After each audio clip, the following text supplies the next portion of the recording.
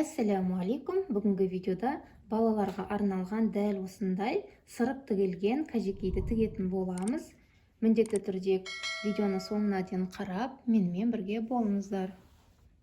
Бізге осындай матовый велюр матасы қажет болады.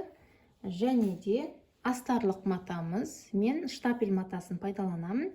Бұл жерде өзіңіздің қалауыңыз бойынша кез келген астарлық матаны алсаңыз болады. Содан кейін дайын лекаламен тігетін боламын. Егер сіздің лекалаңыз болмаса, балаңыздың киімінен, яғни футболка сияқты киімдерін алып, өлшемдерін бастырып тігсеңіз болады. Енді матамыздың түгін қараймыз. Міне велюр матасының түгі болады ғой. Соны төменге қарай жатқызамыз. Мына жақта міне жоғары қарап тұрады. Мен осылай төменге қарай жатқызып аламын түгін. Матамды екіге бүктеп, содан кейін лекаламды осында орналастырып аламын. Менің лекалам 2 жасқа арналған, 2-3 жасқа арналған. Бірінші жақсылап осылай орналастырып, велюр матасы жылжып кетеді, сондықтан түйрелеп алғанымыз дұрыс. Инелермен түйрелейміз. Мына жерде ескеретін жағдай, артқы жағы мінекей қыздар бүгісте тұрады, міне тұтас болып тұрады. Бұл артқы бой болады. Міне осы жерге тақап, инемен түйрелеп аламын.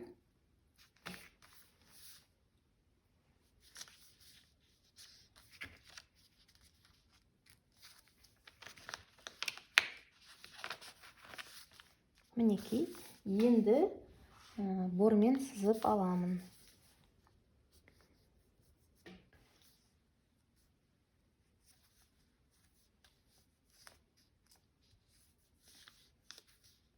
Мінекей, осылай бастырып алдым.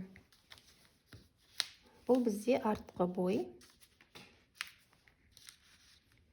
Енді тігіске астыңғы жағынан және мына қапталынан 1 сантиметр қалдырып, қазір қиып аламын.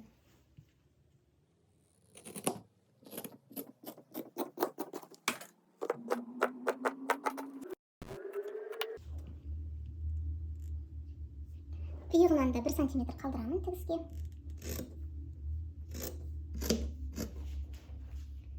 Ал қолтығынан дәл сызықтың үстінен қиып аламын.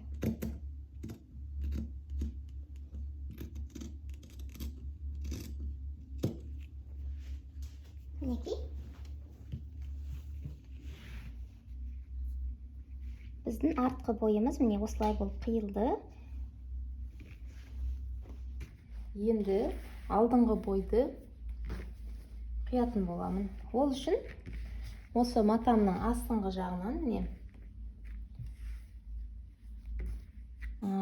түгін төменге қарай жатқызып, матамызды екіге бүктеп,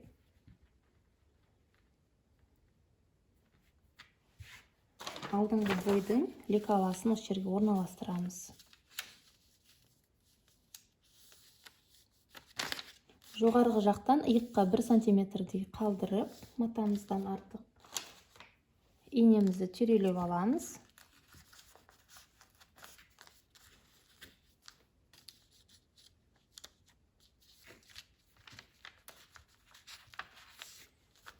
Содан кейін сызып аламыз.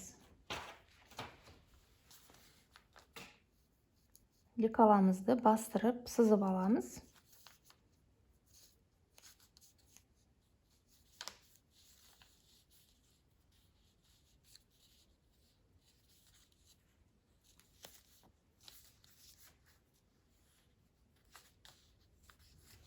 Мінекей, алдыңғы бойды сызып алдық. Енді мына қапталынан 1 сантиметр, астынан төменгі жақтан 1 сантиметр және иығынан 1 сантиметрді қалдырып, матамызды қозғамай осылай қиып аламын. Және бұл алдыңғы бой болғандықтан біздің алдыңғы бойымыз ашық болады. Осы екі ортаны да екіге бөліп қиып алатын боламын.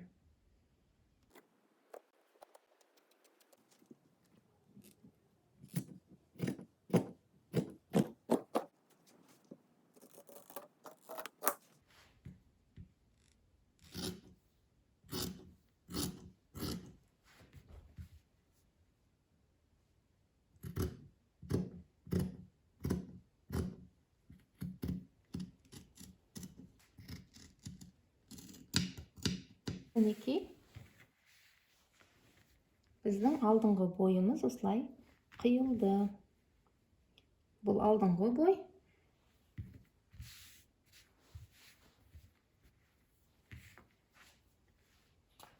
Енді бізге ілгекке осындай созылатын жағынан бізге ұзын бір бөлшек қажет болады.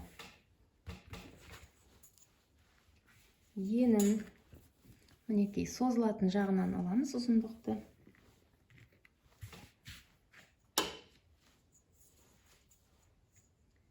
Енін мен 3 сантиметр қылып аламын. Енін 2 сантиметр қылып аламын енін. Бұл біздің қазір ілгекке арналған бөлшек.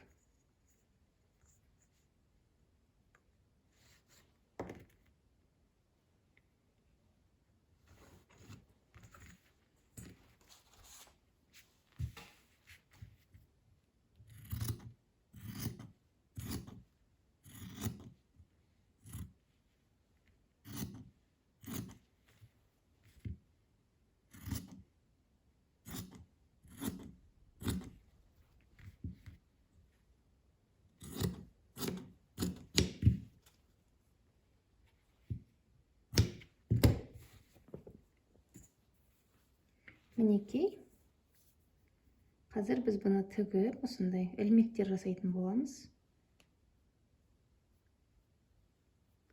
Осылай тігіп, ілмектер жасайтын боламыз. Енді бізге тура осылай астар матасын қиып аламыз. Осылай астар матасынан қиып аламын.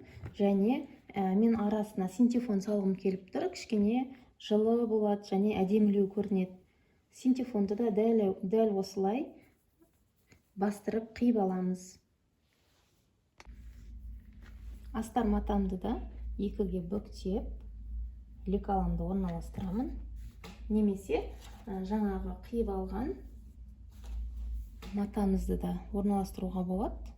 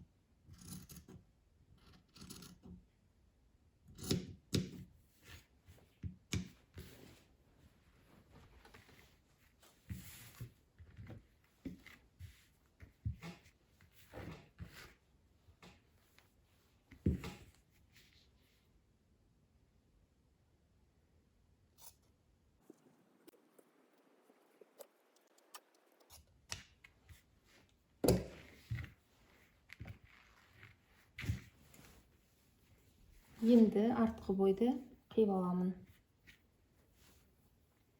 Матамды екіге бүктеп, артқы бойдың лекаласын қойып, инемен түйрелейміз міндетті түрде.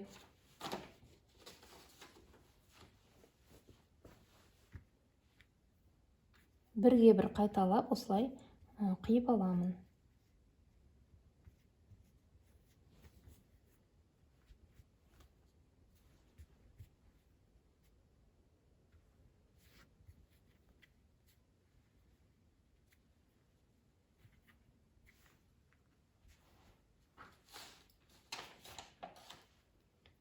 Инемен түйрелеп алғанымыз дұрыс.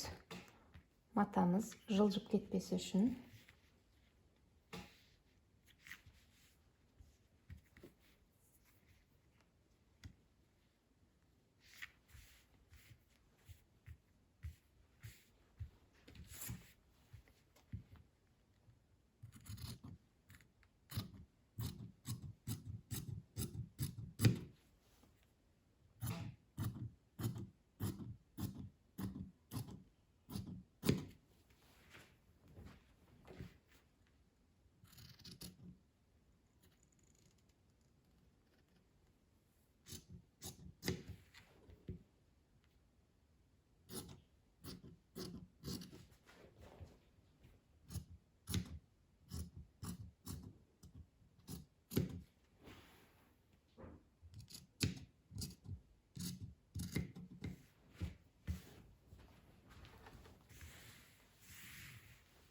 Мінекей, біздің артқы бойымыз қиылды. Енді синтефонға дәл осылай бастырып алатын боламыз. Синтефон салғанымыз дұрыс, өте әдемі болып көрінеді. Бір жағынан баланың кеудесіне жылы болады.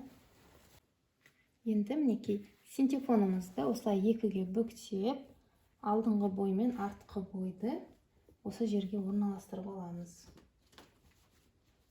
Мына бүгілген жағына мен артқы бойды орналастырып жатырмын. Міне осылай орналастырамыз.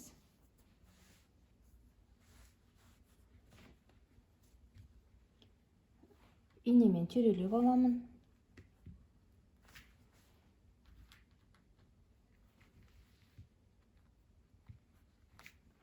Мына жағына осылай алдыңғы бойды орналастырамын.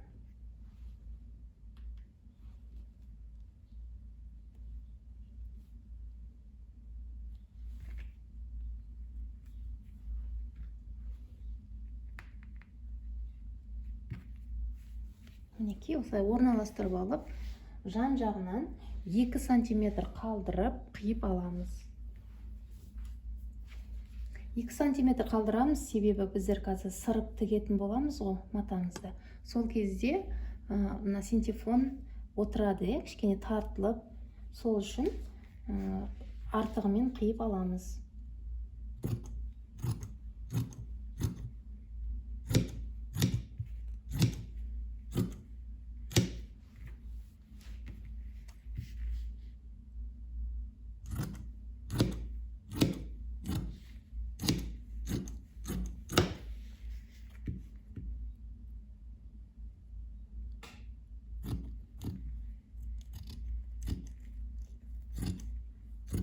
Осылай артығымен қия беріңіздер.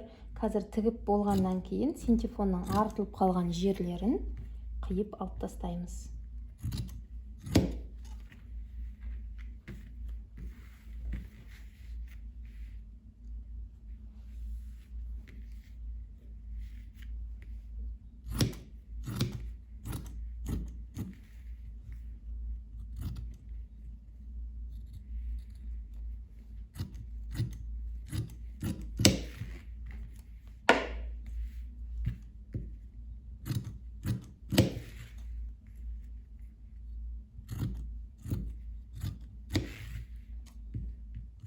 Осылай синтефон салып тігетін болсаңыз, қажекейіңіз әдемі болып шығады. Негізінде синтефон салмайда тігіп жатады. Олай да тігуге болады. Енді өзіңіздің өз еркіңізде, өзіңіздің қалауыңызда қалай тігем десеңіз де. Мінекей біздің барлық маталарымыз дайын. Мынау астар матамыз, мынау негізгі велюр матамыз. Мінекей қазір инемізді алып тастап, енді тігуге кірісеміз. Алдымен Алдымен міне артқы бойды қойып сырып тігеміз. Ол үшін бірінші мында сырып тігетін сызықтарымызды сызып алғанымыз жөн. Алдымен осылай алдыңғы бойды бір-біріне қаратып орналастырып аламыз.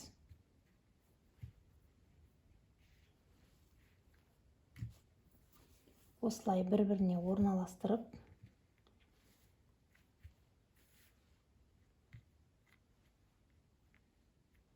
мінекей түзулеп орналастырып аламыз асықпай. Содан кейін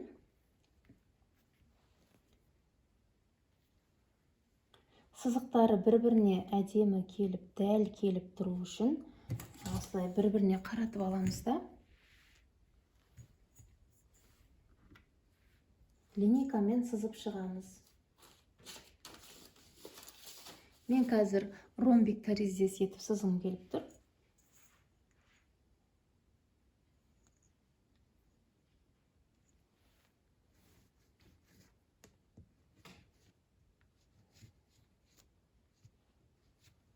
Осы линейкамның бойымен ала беремін.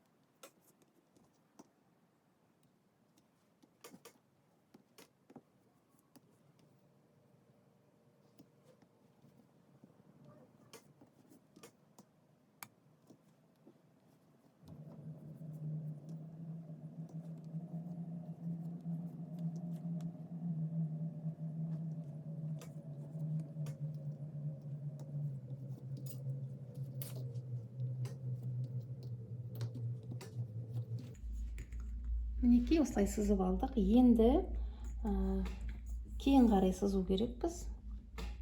Бір-біріне сызықтары дәл келіп тұру керек. Сол кезде әдемі көрінеді. Ол үшін мінекей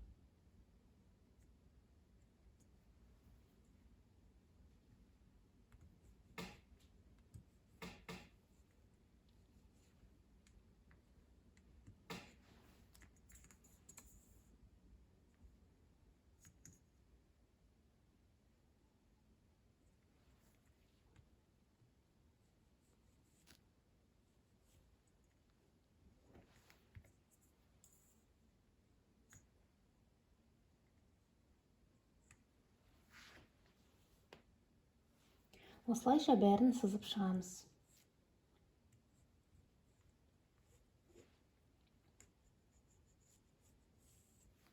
Менде ромбиктердің арасы 2-2,5 сантиметр. Өздеріңіз білесіздер, оны қанша қылып алғыларыңыз келеді. Мен өзімнің сызғышымның өлшемімен сызып жатырмын.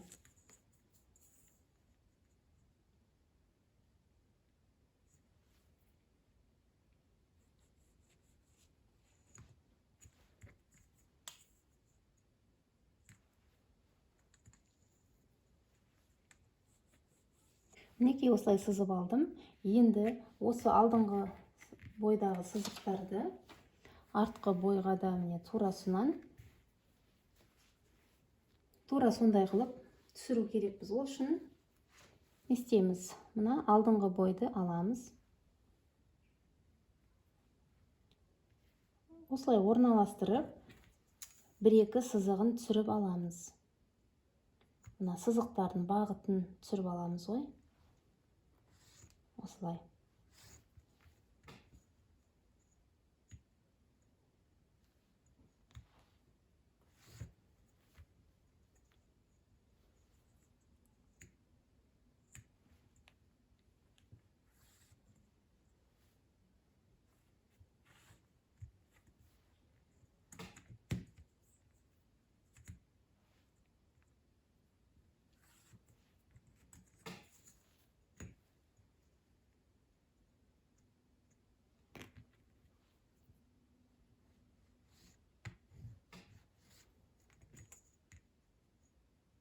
Мінекей, осылай өзіңізге керек бағыттарын түсіріп алдық. Енді осы бойынша ары қарай сызықтарды жалғастырамыз.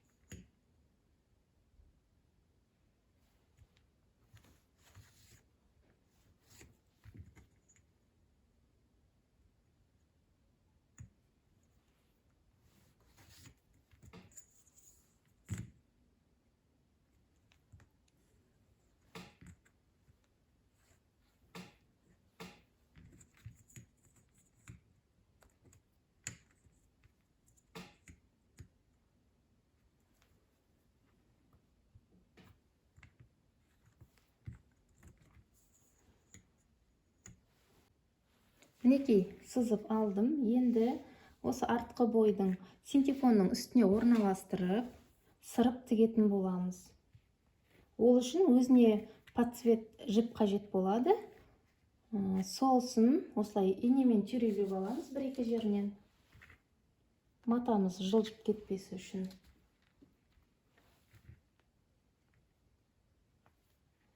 Мына сызған сызықтарымыздың үстінен тігіп шығамыз сырып. Осы алдыңғы бойды да, артқы бойды да және алдыңғы бойды да бірінші сырып тігіп аламыз.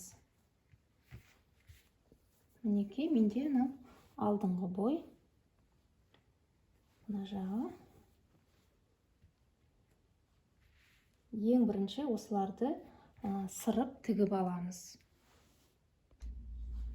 Қыздар, енді сырып тігуге кірісеміз. Ол үшін түстес жібімізді машинкамызға өткізіп аламыз. Сабақтап аламыз. Содан кейін бір шетінен немесе ортасынан бастап сырып тігетін боламыз.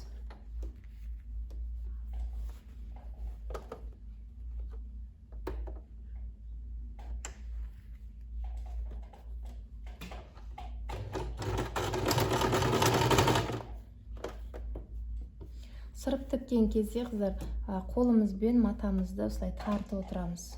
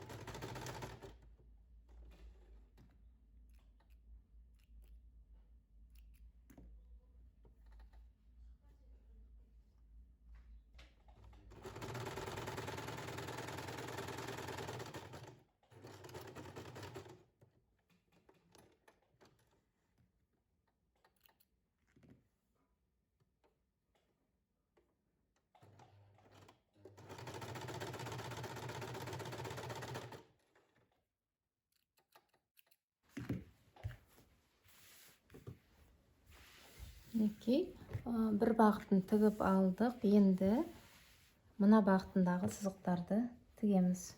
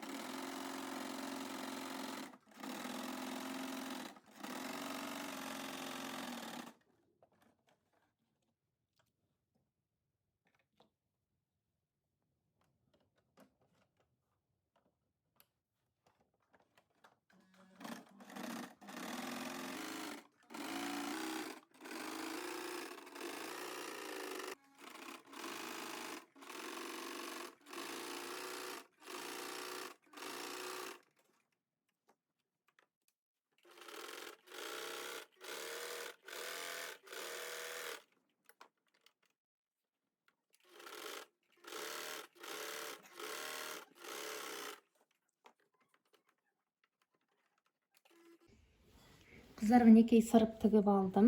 Енді осылай артық жерлерін қиып алып тастаймыз. Мына синтефонымыздың артылып қалған жерін қиып тастаймыз.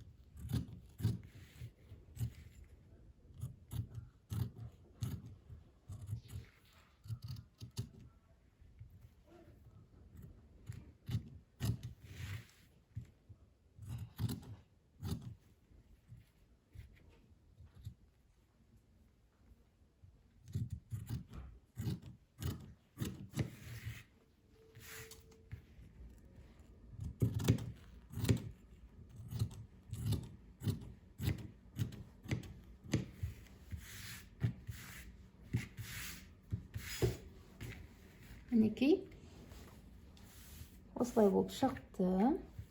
Енді оң бетімен оң бетін беттестіреміз де екі қапталын тігіп аламыз. Осылай беттестіріп, екі жандарын қосып тігіп аламыз. Мінекей қыздар, екі қапталын қосып тігіп алдым. Қажекейіміздің иығын тіккен жоқпын. Иығы міне ашық тұр. Тура осылай енді астарлық матамды да оң бетін беттестіріп алып, осылай екі жандарын қосып шығамын. Мінекей осылай екі жанын қосып тігіп аламын.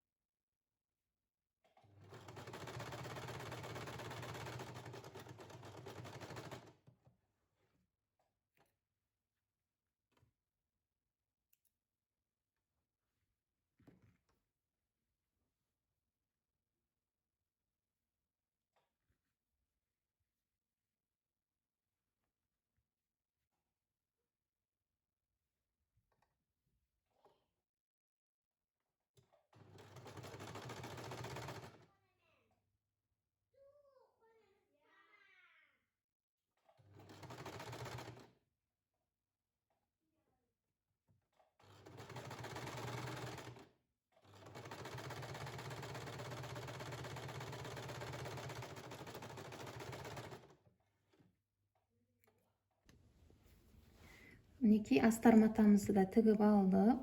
Ендігі кезекте біздер ілгегіне ілмек тігу керек. Біз жаңағы қиып алған мынандай ұзын матамыз бар ғой, соны осылай екіге бүктейміз. Міне екі жағынан тағы бір бүктейміз да шетінен тігіп шығамыз. Осылай қылып ұзын етіп тігіп аламыз.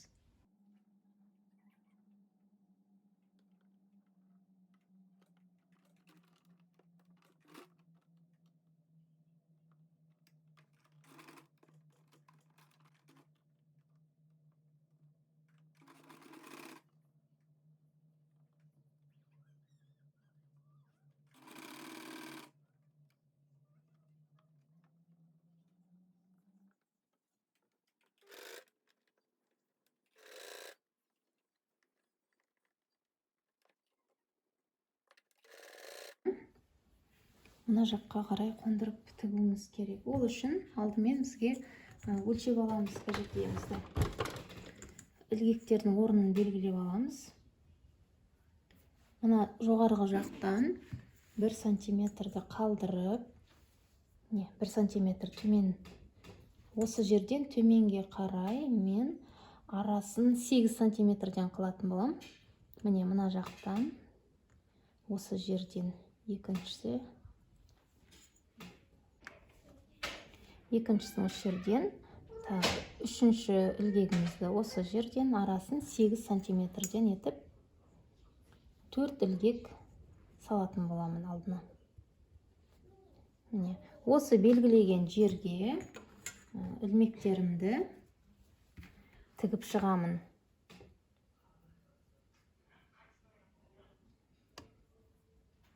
Ілмектерімнің ұзындығын мен 4-5 сантиметр етіп аламын. 5 сантиметр етіп алайын.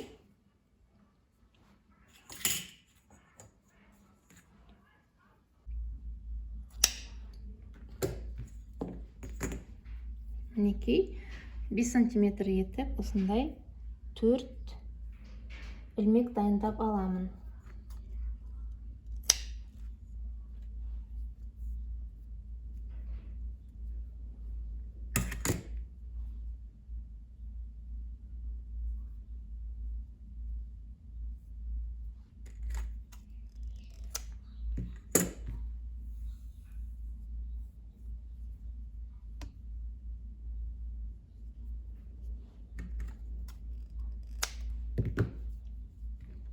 Мінекей, енді осы ілмектерімізді осылайынан осы жерге шетінен тігіп шығамыз. Біреуін осы жерге, осы белгілердің үстіне төртеуін. Дәл белгінің астына осылайынша орналастырамыз, сосын тігіп шығамыз.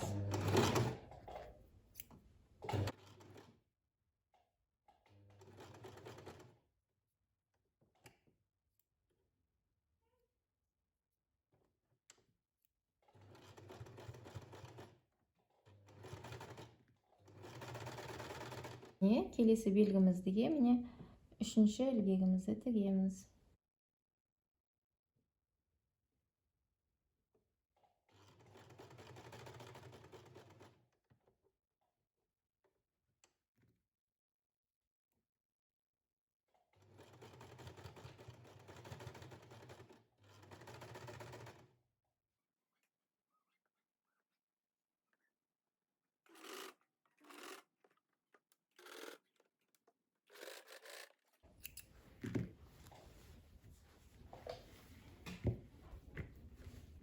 Мінекей, осылайынша ілгегімізді қондырып алдық.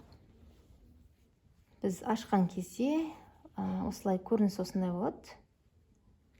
Мінекей. Енді қыздар оң беті мен оң бетін беттестіріп,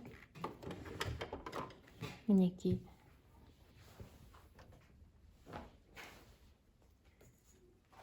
Оң беті мен оң бетін астарлық матамызды да оң бетімен беттестіреміз да. Осы жерде мына тігістері бір-біріне сәйкес келуі керек. Содан кейін мына ilmekтерimizni ішінде қалдырып, артық жіптерді қиып тастаймыз. Міне ilmekтерimiz осы жағында қалады, ішкі бетінде. Осылайынша инемен түйрелеп, мына мойыннан 1 сантиметр аралықта айналдырып, осылай айналдырып, тігістерін бір-біріне келтіре отырып, осылайынан астынан мына жақ мойнына дейін, осы маңға дейін тігіп шығамыз. 1 сантиметр аралықта.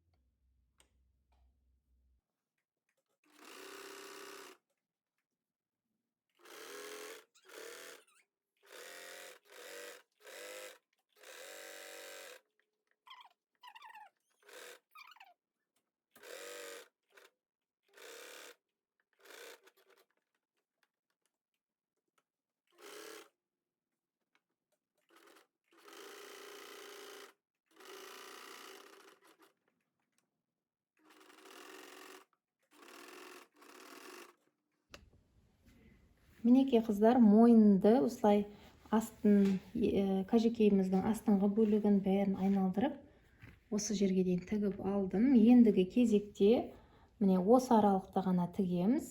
Иықты тікпейміз, иықты ең соңынан тігетін боламыз. Содан кейін осы иықтың осы жерінен бастап, қолтықтың айналасын екі жағында осылай тігіп аламыз.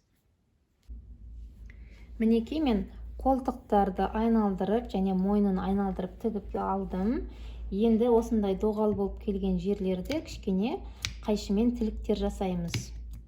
Оң бетіне айналдырған кезде бізде әдемі болып, осы жерлер айналып тұру үшін, тартылып қалмай. Тігіске жеткізбей, тігістерді қиып алмай, осылай тіліктер жасаймыз.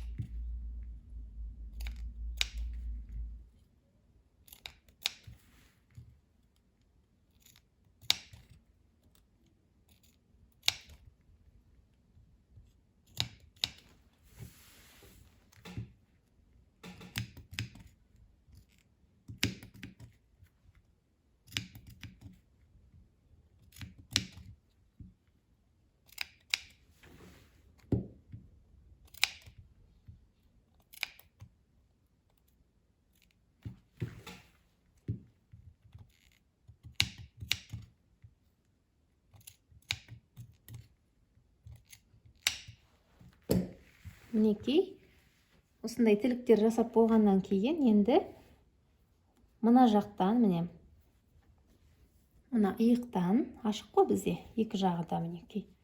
Осыдан қолымызды ақырындап кіргіземіз да.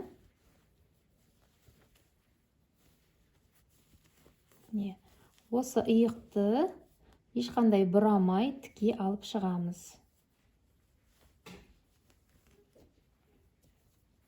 Мінекей, осылай алып шығамыз. Бір-біріне тігістерін келтіріп, міне мына тігіспен мына тігісті бір-біріне келтіріп, инемен қадап аламыз да айналдырып тігіп аламыз. Мінекей, мына жағында міне түйрелеп айналдырып тігіп шығамыз. Екінші жағын да тура солай жасап тігіп аламыз.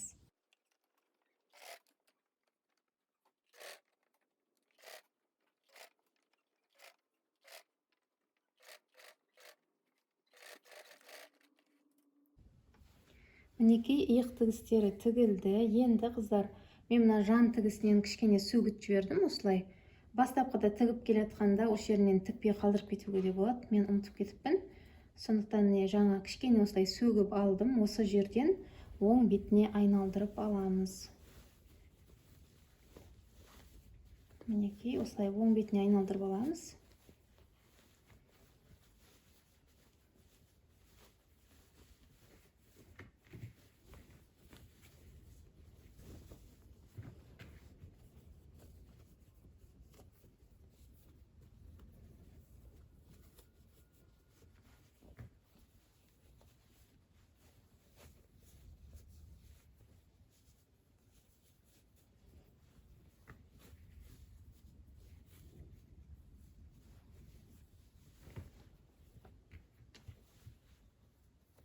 Жақсылап қыздар мынандай бұрыштарының бәрін шығарамыз. Сосын үтікпен үтіктеп аламыз.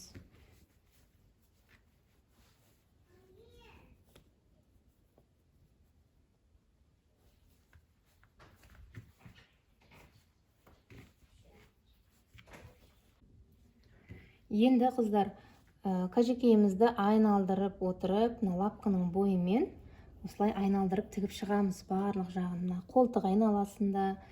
Сосын астарымыз мына оң бетіне шығып кетпеу керек.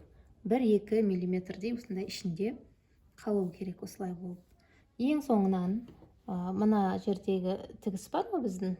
Тігілмей қалған тесік, соны білдірмей қолыңызбен көктеп тігіп алсаңыз, біздің кәжекейіміз сонымен дайын болады. Осымен біздің кәжекейіміз дайын болды. Өте әдемі болып тігілді. Сіздер де тігіп көріңіздер. Сіздерге пайдалы болды деген ойдамын. Егер видео сіздерге ұнаса, міндетті түрде каналға тіркеліңіздер. Егер тіркелмеген болсаңыз, және де пікір қалдырып, лайк басуды ұмытпаңыздар. Жақындарыңызбен, достарыңызға осы видеоны таратыңыздар. Енді тек қана осы ілгектерін тігу ғана қалды. Ілгектерін тігеміз. Сонымен біздің кәжекейіміз дайын. Алдағы уақытта бұдан да басқа пайдалы видеолармен бөлісетін боламын. Менімен бірге болыңыздар және каналға қолдау білдіріп отыруды ұмытпаңыздар.